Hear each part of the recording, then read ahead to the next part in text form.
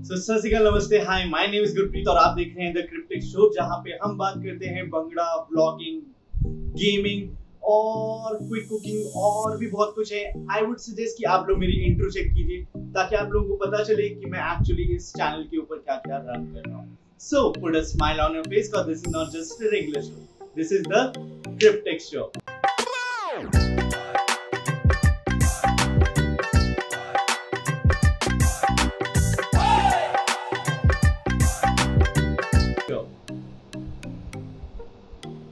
So hey guys, welcome back to my channel. और आज की वीडियो थोड़ा सा इंपॉर्टेंट होने वाली है। एज आई सेड, अगर आपने ये वाली वीडियो मेरी चेकआउट नहीं की है तो मैंने इसके अंदर बताया था कि मेरे पहला माइलस्टोन कंप्लीट हो गया है और मैंने उस माइलस्टोन को उसके अंदर ब्रीफली डिस्क्राइब नहीं किया था।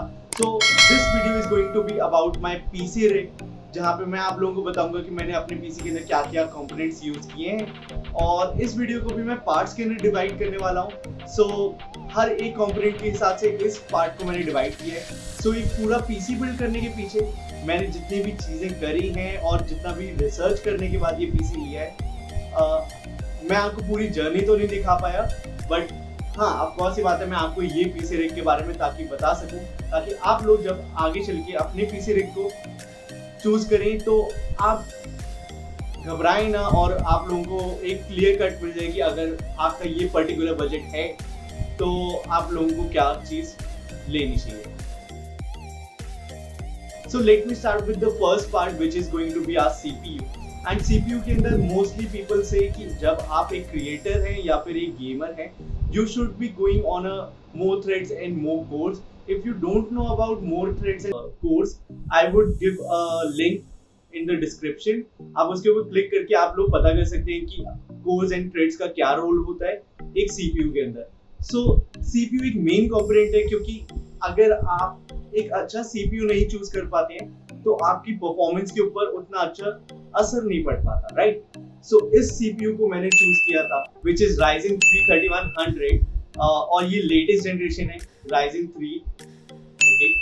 और ये Ryzen 3 3100 आता है 8500 के करीब if you are looking in offline market, okay. बाकी इफ यू वांट कि ऑनलाइन मार्केट क्या चल रहा है, you can check description for that. सारे लिंक्स हैं उसके अंदर, जितने भी कंपोनेंट्स हैं सारे के सारे प्रोवाइडेड हैं, you can check it out and just let me know if in the comment section, just let me know in the comment section आपने कौन सा कंपोनेंट चूज किया अपने पीसी रिग के लिए। बैक टू इसके अंदर 4 कोर्स एंड 8 थ्रेड्स हैं which is quad core processor, okay. और ये प्रोसेसर एक काफी अच्छा हो जाता है if you are looking in a budget segment. I was confused between 2 CPUs which was this Ryzen 3 3100 which was the latest generation. AMD ने इसको अभी इतना अच्छे से प्रमोट नहीं किया था, तो मेरे को भी इसके बारे में ज़्यादा वीडियोस नहीं मिली कि भाई मैं इस चीज़ के ऊपर ज़्यादा रिसर्च कर पाऊँ। And on the second hand which was Ryzen 5 2600 which was a good CPU but a second generation CPU, और इसके अंदर ज़्यादा कोर्स एंड ज़्यादा थ्रेड्स थी। अब कौन सी बात है, इसके अंदर डबल तो नहीं कह सकता, बट इसके अंदर 6 cores and 12 threads थी which was good for editing and streaming if I want to, okay. So इस CPU को मैंने इसलिए चूज किया क्योंकि ये 3rd जनरेशन है और जब आपको डिसेंट Ryzen 5 जितनी ही चीज़ें आपको इसके अंदर प्रोवाइड करवा रहा है और वो भी उससे कम रेंज के अंदर, तो आई वुड से कि आप लोग इस चीज़ के ऊपर क्यों नहीं जाते। सो Ryzen 3 3100 के बारे में अगर हम लोग जितनी बातें करें तो वो उतनी कम है, क्योंकि ये एक लेटेस्ट जनरेशन का है, प्लस AMD ने इतना ज़्यादा प्रमोट ही नहीं किया इस चीज़ को। एंड धीरे धीरे इसके ऊपर वीडियोस बन रही हैं, लोग क्रिएटर्स डाल रहे हैं, पीसी के ऊपर ही क्रिएट करते हैं अपनी वीडियोस, वो लोग अभी चीज़ें डाल रहे हैं, इस चीज़ के ऊपर अभी डालना शुरू किए और मैं खरीद के बैठ चुका। तो आई वाज लाइक कहीं मैंने गलती तो नहीं कर दी, बट हाँ, अब कौन सी बात है, इसके साथ जब मेरे को चीज़ें पता चली और मैंने जब इसके बारे में और सर्च किया, फाइनली मैंने इस नतीजे पे आया कि Ryzen 3 3100 मेरे पीसी रिग के लिए बेस्ट रहेगा। बट अब कौन सी बात है, हर एक चीज़ के पीछे एक रीज़न होता है। इसके अंदर आपको इंटीग्रेटेड ग्राफिक्स नहीं मिलते हैं, तो मेरे को एक अलग से GPU लेना पड़ा। सो यहीं पे बात करते हैं हम लोग सेकंड कंपोनेंट की विच इज GPU, मतलब की ग्राफिक कार्ड। और इस ग्राफिक कार्ड की जितनी बात करी जाए उतनी कम है। एज आई सेड कि एक बजट के अंदर जब आप रहते हैं तो आप लोगों को सारी चीज़ों के साथ कॉम्प्रोमाइज़ करना पड़ता है, और अगर वो सारी चीज़ें लेटेस्ट वर्जन की हो तो और भी अच्छा लगता है। अब अगर मैं देखूं अपनी चीज़ों के ऊपर तो मेरे को 1080p की वीडियोग्राफी या एडिटिंग मेरे को करनी ही थी, तो वहीं पे मैंने बात करी कि इस पर्टिकुलर बिल्ड के अंदर मेरे को कौन सा GPU लेना चाहिए। तो I was confuse between 1660 and 1650 super, और ऑफ कोर्स ये बात है 1660 मेरे बजट के बाहर था तो मैंने 1650 सुपर ले लिया। यहाँ पे ऑफ कोर्स ये बात है 1660 ज़्यादा अच्छा GPU है, बट बजट एक मेन चीज़ है जिसके ऊपर मेरे को रहना था, और मैंने यहाँ पर आके अपना 1650 सुपर ले लिया। अब 1650 सुपर के अंदर मैं एडिटिंग भी कर सकता हूँ, गेमिंग भी कर सकता हूँ, डिसेंट लेवल की चीज़ें हो सकती हैं। आई वोंट से कि ये बीस्ट है मेरे लिए, बट हाँ जौन सी चीज़ें अभी, क्योंकि मेरे को भी PC यूज़ किए हुए काफ़ी टाइम हो गया है, I was using a laptop, and मैं आपको उसका भी बी रोल देता हूँ। ओके, उसकी तो एज आई सेड कि इसके इंटीग्रेटेड ग्राफिक कार्ड था ही नहीं, और मैं उसके बाद भी इसको रेंडर करने की कोशिश करता था या फिर चीज़ें इस्तेमाल करने की कोशिश करता था। इसके ऊपर फोटोशॉप भी मैं ढंग से इस्तेमाल नहीं कर पाता था, बट अब मैं इसके ऊपर जो सा मेरा मेन PC रिग आ गया है, और इसके अंदर ग्राफिक कार्ड भी है, इसके अंदर CPU भी अच्छा है, मैं संतुष्ट हूँ। एंड आई थिंक इन दोनों का कॉम्बिनेशन मतलब Ryzen 3 3100 एंड 1650 सुपर का combination was a really amazing performance. It gives really amazing performance. And अगर आप भी बजट सेगमेंट के अंदर देख रहे हैं which is 46,000 से कम के अंदर एक PC बिल्ड, तो go with it. Okay, हाँ हो सकता है कि आगे वाले समय में आपको 1660 का भी प्राइस कम मिले, आप उसको भी चूज कर सकते हैं। इफ़ यू आर थिंकिंग कि आपको मोर थ्रेड्स एंड मोर कोर्स के अंदर जाना है तो आप Ryzen 5 2600 के ऊपर भी जा सकते हैं। डेडली कॉम्बिनेशन है दोनों, if you are choosing a 3100 और if you are choosing a 2600 with 1650 और 1660, दोनों डेडली कॉम्बिनेशन है।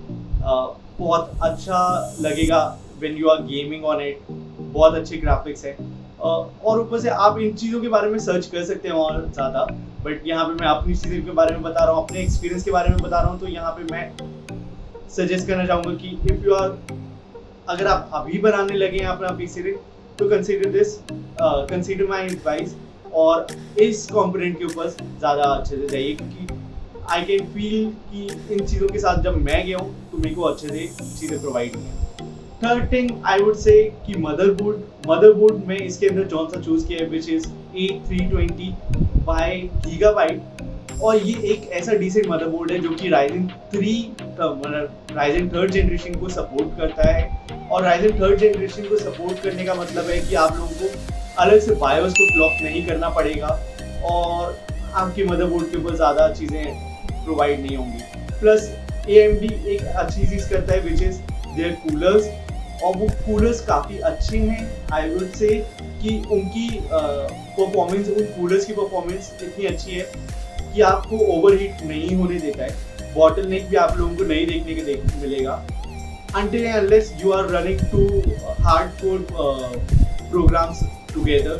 फॉर एग्जाम्पल अगर आप गेमिंग कर रहे हो और आप साइड में रेंडरिंग पे लगा दिया आपने अपनी एडोब पे कोई सी भी वीडियो, तो ऑफ कोर्स ये बात है तब आपको बॉटल नेक देखने को मिलेगा।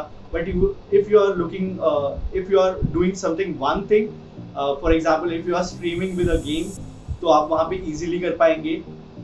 If you are doing just editing stuff, आप वहाँ पे भी उसको इजीली यूज़ कर पाएंगे, और if you are just doing your editing तो वहाँ पे भी आप यूज़ कर पाएंगे। But if you are doing 3 things at a time, of course ये बात है आप लोगों को बॉटल नेक देखने को मिलेगा। प्लस आप लोगों को एक अच्छा कूलर चाहिए होगा if you want to do 3 things at a time. So background में आप ना रखें अपनी कोई सी भी चीज़, आई वुड सजेस्ट। सो ये मदरबोर्ड के बारे में जैसे मैंने आपको बात करी है, और इसके अंदर 2 ही आपको रैम स्टिक्स मिलती हैं, तो दोनों की दोनों मैंने रैम स्टिक जौन सी यूज़ करी, मतलब मैंने कहा कि ड्यूअल चैनल है तो ड्यूअल चैनल को भी मैं भर दूँ। इट शुडंट बी लाइक कि बाद में रिग्रेट हो कि आपको बाद में एक और डालने की, मतलब पैसे थे और आप उसको अपग्रेड नहीं कर पाए, या फिर आगे चल के अपग्रेड कर रहे हैं तो वो चीज़ें मिसमैच कर जाएँ। तो मैंने यहाँ पे क्रूशियल की कौन सी रैम उठाई हैं विच वॉज 2400 मेगाहर्ट्ज़ पे क्लॉक, और डुअल चैनल की वजह से ये काफ़ी अच्छी लगी मेरे को। इसकी परफॉर्मेंस काफ़ी अच्छी है। 1 GB की मेरी 1 GB की मेरी एक रैम स्टिक है, तो I am using 16 GB RAM.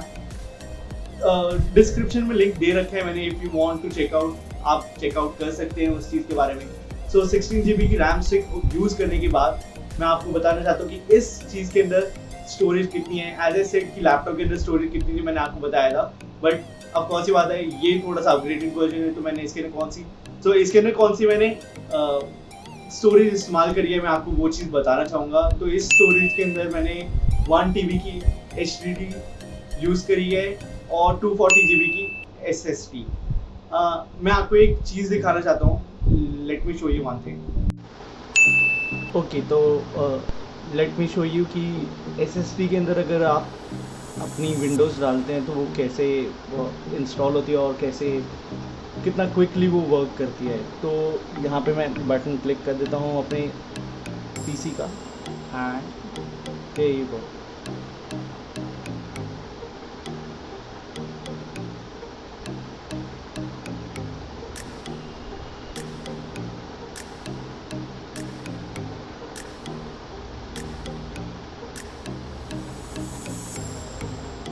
And ये इतनी जल्दी और इतनी क्विकली वर्क करता है। आगे सामने मैंने ना इसको उस पर डाल रखा था और ना इसको ऐसे बूस्ट होता है। मतलब अगर मैंने बस वहाँ पे बटन दबाया है तो इतनी जल्दी वो खुल जाता है। And this is all because of SSD। अगर आप 120 GB के ऊपर जाते हैं SSD के अंदर, या फिर 240 के ऊपर जाते हैं, आई वुड सजेस्ट कि आप अपनी विंडोज़ को या फिर जौन से भी हार्डकोर सॉफ्टवेयर्स हैं आप उनको अपने SSD के अंदर रखें, ताकि वो जल्दी से अपनी परफॉर्मेंस दिखा सके इंस्टेड ऑफ लोड होने में उतना टाइम लगा है। ओके, सो यही कंपोनेंट्स थी, बट इन सब कंपोनेंट्स को एक जगह चाहिए थी फिक्स करने के लिए। सो आई सजेस्ट कि आप एक अच्छा कैबिनेट लें if you are in a budget range, ताकि वो फ्यूचर प्रूफ हो जाए। तो वहीं भी जब मैं उस शॉप के अंदर घुसा था जहाँ से मैंने ये सब कुछ उठाया, वहाँ पे मेरी भी आंखें एक चीज़ के ऊपर अटक गई थी, which was this cabinet which is come from Punta. जैसे आप देख सकते हैं कि ये काफ़ी सारे कलर्स कॉम्बिनेशन है। एज ए सेड कि ये इसके अंदर हम लोग को दे रखा है, पर्टिकुलरली इसके अंदर कुछ कलर्स हैं आई वुड से। सो इसके अंदर 7 कलर्स हैं जो कि हम लोगों को मिलते हैं, और डेमो वगैरह कि आप इसको कैसे चेंज कर सकते हैं। You don't have to take a software, और अपने हिसाब से आप कर पाएंगे, which is known as addressable RGB। तो इसके अंदर एड्रेसेबल RGB नहीं है, इसके अंदर RGB है, विच इज़ नॉर्मली इस कंट्रोलर के साथ आप इसको कंट्रोल कर सकते हैं। और जब उस दुकान के अंदर घुसा था तो मेरे को ये काफ़ी ऐसा होता है ना, आँख में एकदम बह जाना कि भाई ये हट के दिख रहा है। वैसे ही मेरे साथ हुआ था, और I choose this cabinet instead of anything else. As you can see इसके ऊपर एक मैट लगा हुआ है अपर हेड के ऊपर, उसके अंदर आप लोग वाटर कूलर भी इस्तेमाल कर सकते हैं। अगर आगे चल के मेरे को चूज करना पड़ा कि मैं अपने सॉफ्ट कूलर को हटा के एक वाटर कूलर लगाऊं इसके अंदर, क्योंकि आगे चल के हो सकता है कि मैं अपनी चीज़ें चेंज करूं, तो ये कैबिनेट मेरे पास तब भी रहेगा, मैं उस चीज़ को आगे बढ़ा सकता हूं। और इसके अंदर इनफ स्पेस है कि मैं आगे चल के अगर 2080 Ti लेता हूं या फिर 390 RTX 390 लेता हूं, तो स्पेस है। देखने को नहीं मिलता कि हाँ भाई थोड़ा सा, तो इसके अंदर स्पेस है कि मैं उस चीज़ को भी फिट कर सकूँ। ओके, सो टेम्पर्ड ग्लास भी है तो सी थ्रू हो सकता है। अंदर की चीज़ें इस वक्त बिल्कुल भी RGB वाली नहीं है। आगे चल के मैं रैम स्टिक जब चेंज करूँगा तो मैं डेफिनेटली उनको RGB ही रखूँगा, ताकि मेरे को अंदर की चीज़ें देखने को मिलें। अच्छा लगता है, it feels good when you have a beast और वो कलर चेंज करता रहे और काफ़ी सुंदर लगे। वही है कि आप अपनी चीज़ों को कितना सुंदर बना सकते हैं, राइट। तो यहाँ पे मैं भी आगे चल के चीज़ें करूँगा, बट फिलहाल के लिए जौन सी मैंने चीज़ें यूज़ करी हैं वो सब कुछ एक बजट के अंदर आती हैं, विच वॉज 46,000 रुपीज़।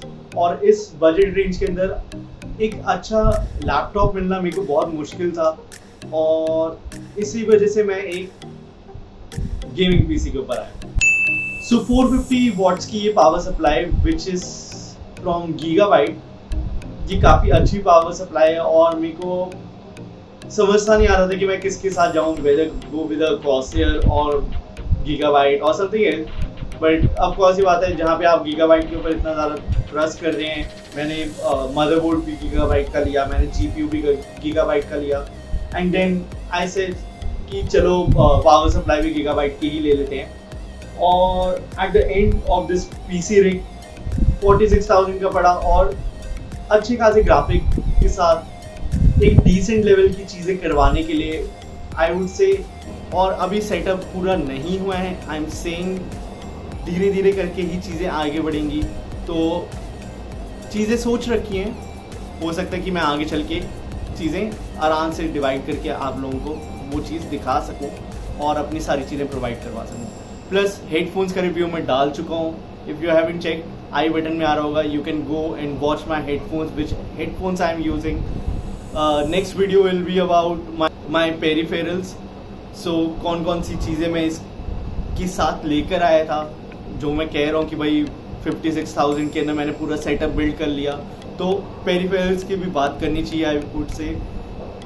और इसके अंदर 2-3 चीज़ें आप ध्यान रखें कि अगर आप जानते हैं कि आप पीसी बिल्ड कर सकते हैं तो आई वुड सजेस्ट खुद से कीजिए, क्योंकि वायर मैनेजमेंट आप लोग खुद अपने हिसाब से कर पाएंगे।